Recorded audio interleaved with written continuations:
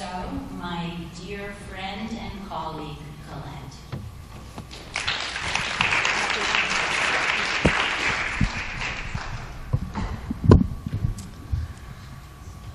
Okay. Well, I'm excited to be here. Thank you, Josephine. We really are on a parallel path. It's been quite the journey. I sat in a seat just like you just a few years ago. I came in not to get into this business, but because we had our own need. I started CR World because of this man, my father, Claude. He was diagnosed with dementia just a few years back. It would be now, I guess, 4 or 5 years ago that he was first diagnosed with dementia. And he was a very independent man. I looked up to this man my whole life. And in a very short amount of time, and we're talking just a couple of weeks from when we relocated him from Chicago to St. Petersburg, Florida, he progressed very quickly. And he went from living independently to being extremely agitated and very aggressive. This was at the time that I had just given birth to my second child. So as a caregiver, like many of you already are, I was put into that position. They call it the sandwich generation. I'm more certain it's the panini press, because it is absolutely a time where you are trying to take care of you, your family, and your parents. And at that time, we did everything that Western medicine said, everything that the doctors had recommended. We put him on all the medications that they said. And what we found was a path of continually more medications being added, more aggression, more agitation, to a point where we said, this is not working. I was losing caregivers on a weekly basis. He wouldn't sleep through the night. I can't tell you about all of the horrible stories of things that I never expected to experience with my father. But the one that pushed us over the edge was the time that I got the call at 2 in the morning. Midday. And the caregiver said, I have to leave right now. I quit. He's thrown his feces on me, and I'm done. And I had to bathe my father and figure out what the heck I was going to do.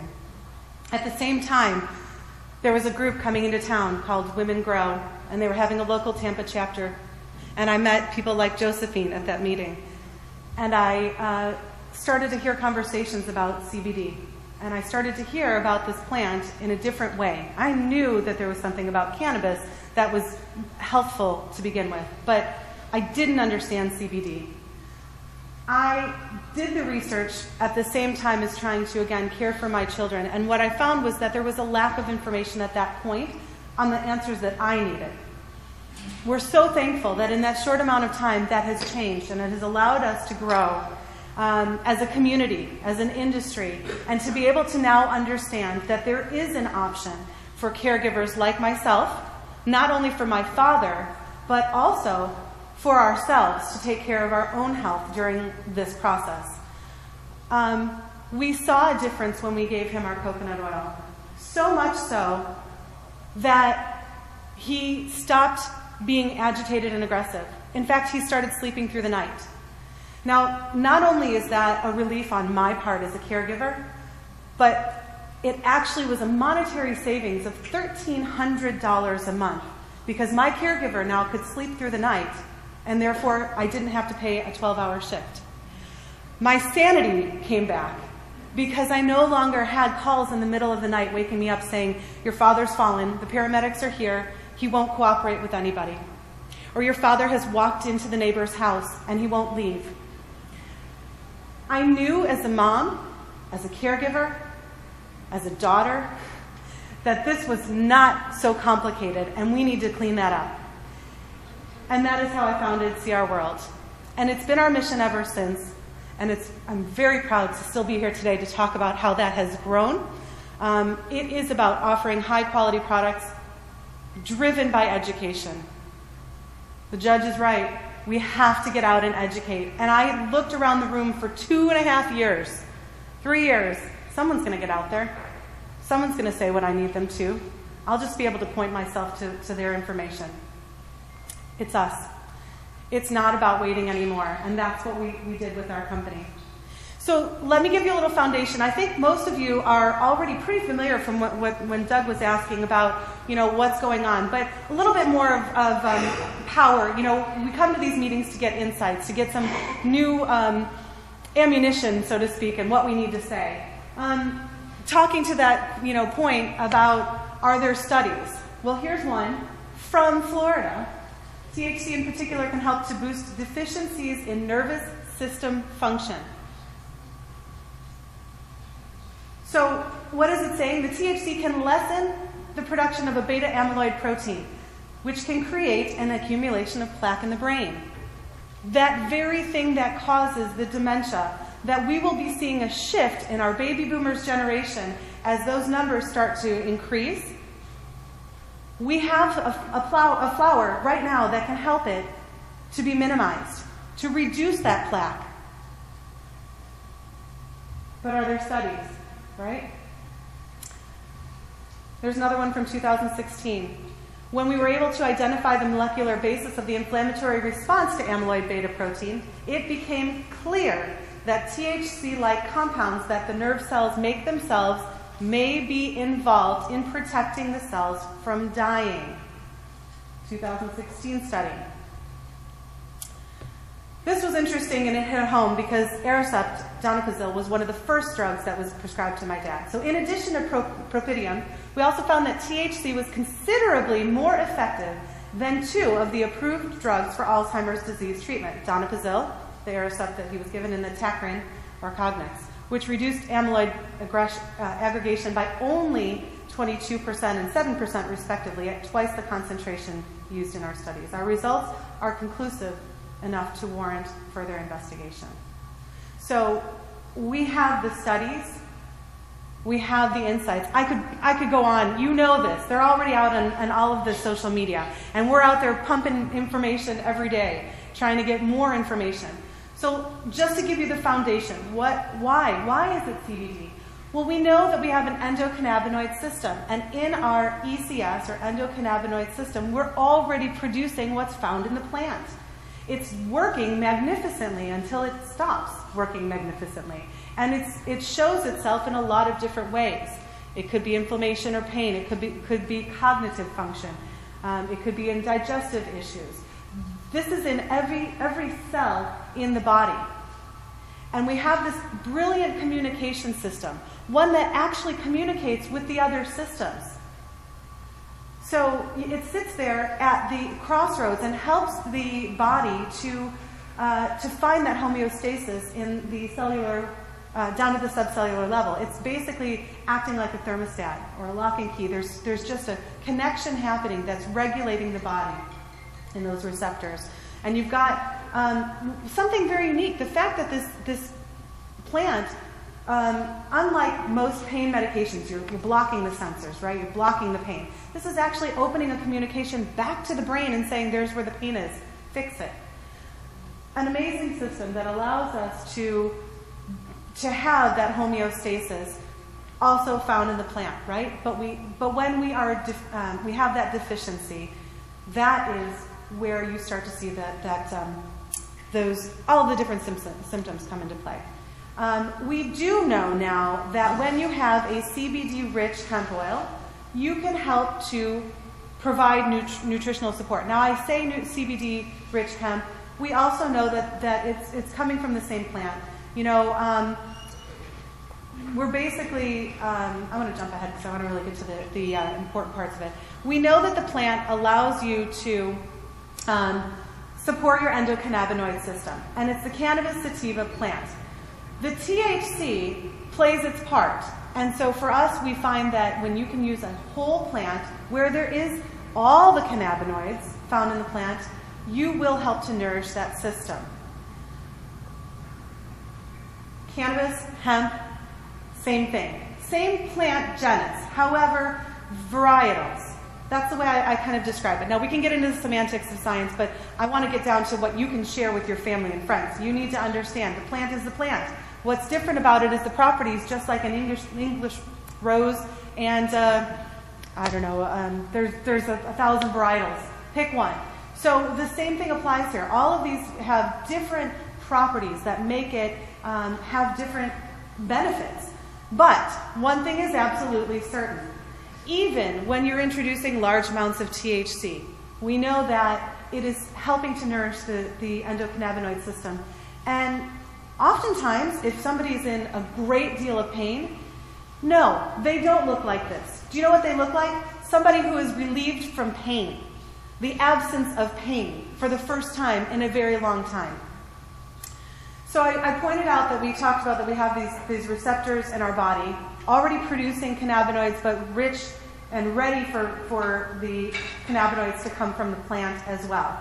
And we find that with the 120 plus compounds and molecules that are found in the plant, that you need to nourish your body with that whole plant because each one is going to do something a little bit different, right? We know, I think a lot of people have seen the wheel, and there's lots of different varieties of what's out there. This is just one example of a few of the cannabinoids found.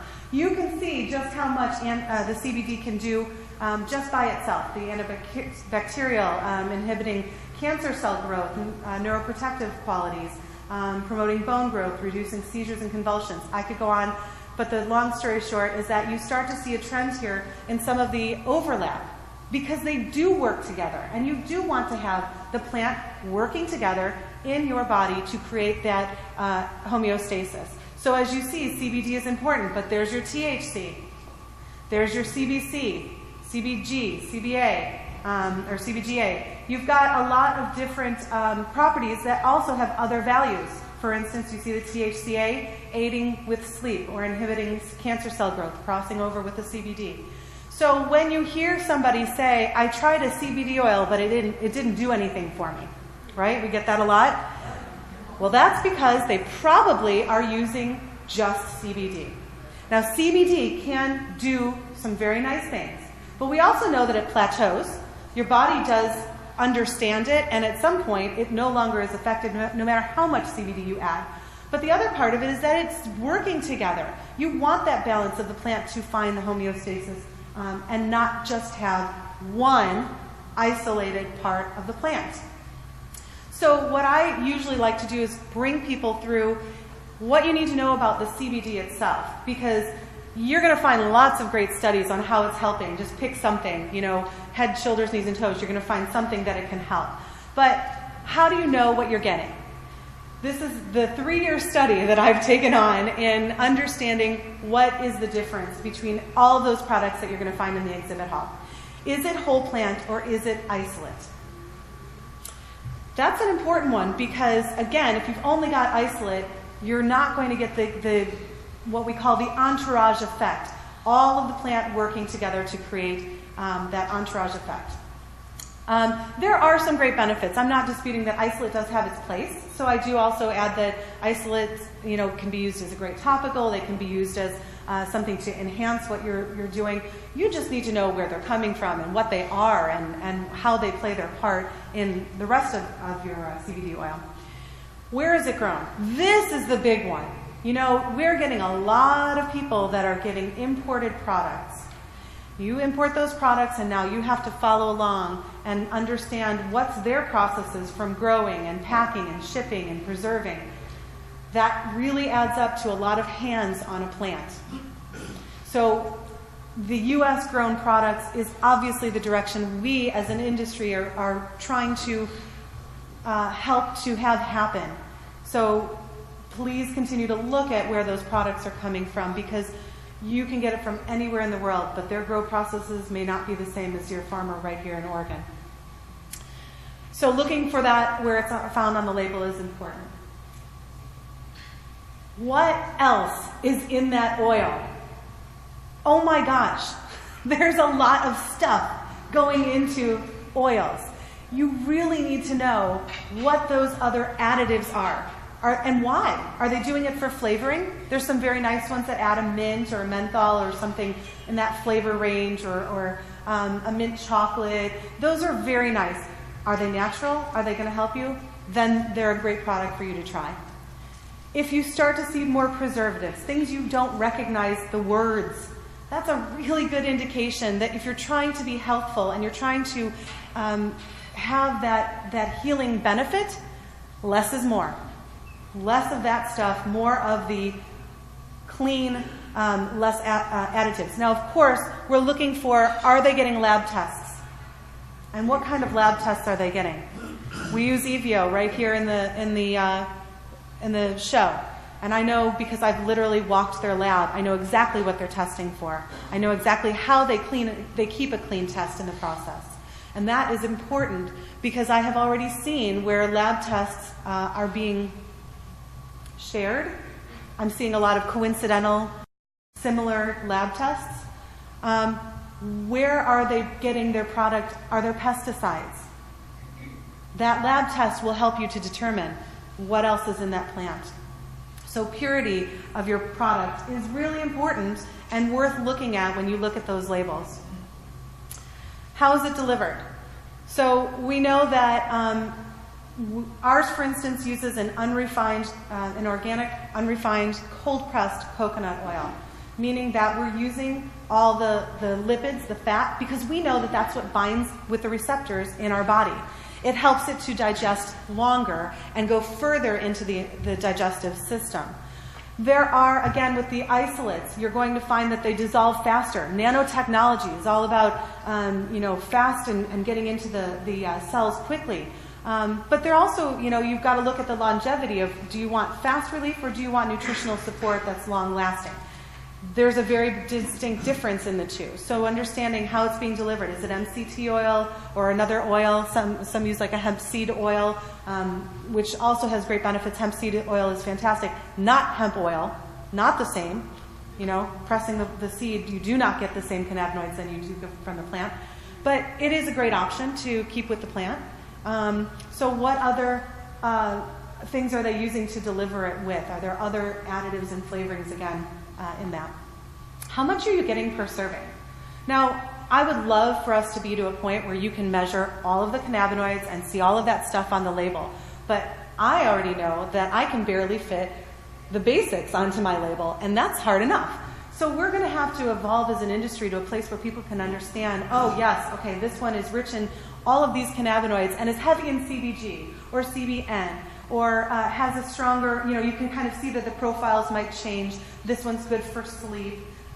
This one's maybe good for digestion. So you're going to start to see those trends happening. But that plays its part in how much you're getting per serving.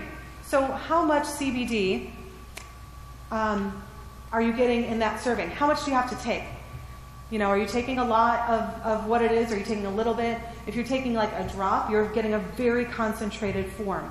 If it's a more of a diluted form, ours uses the coconut oil, it's more of a diluted form. But we like the coconut oil because, again, it's a binding part. So looking at that amount and also knowing that how it's been extracted and how that plant's been grown, as well as what it's being delivered in, makes the difference of how much CBD you need. So in one case, I might get one bottle and say I need 200 milligrams from that bottle. And in another case, I might only need 25 milligrams. One's whole plant, one's more isolate. So you may find that you can play around, and say, oh, this is the right amount, and then you switch brands, and that could change. So be aware of the distinct differences in what those measurements might look like. The other thing that I would also encourage you to look at is the extraction. Now, the extraction process is a little tricky. We don't often put that onto the labels, and there isn't a whole lot of room, again, to know that. But you can ask the suppliers, and they should be able to tell you. So here's what we know. There are there's common trends that we see. Most common ones we see, CO2 extraction, right? I do see ethanol and water distillation. Those are probably the three leading ways that I've seen out on the floor. You'll probably hear most people say that. I walked an entire MJ BizCon show, and every one of them told me how clean their process was. And they're going to get rid of all this plant matter. To me, that's a great idea, if that's what you're looking for. But we also found that lipid extraction was something that found a different way to not get rid of that. And we felt like, why did we want to get rid of the plant? We actually want all of the plant. That was the whole idea of whole plant. So one of the things that we learn is how this plant comes in, and what's cost efficient. So if you're trying to take the plant and you're trying to get it extracted fast and get a lot out of it, you're going to go to one of those CO2 and you're going to go with one of the distillations. And they're beautiful processes, and they are very clean if they're done right, if they're lab testing properly. They can be very nice. The question then becomes, what do they do? Well, CO2 is going to blast the plant. It's going to blast the trichomes. It's going to get the actual plant matter, and they're going to sift out the lipids. They're going to sift out the chlorophyll. They're going to sift out some of the other parts of it in that process. CO2 oftentimes, not CO2, ethanol, and the water distillation, they tend to do an alcohol bath first.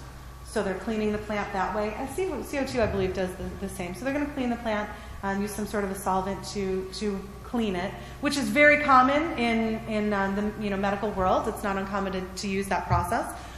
So they're taking it, putting it in an alcohol bath, and then they do the distillation.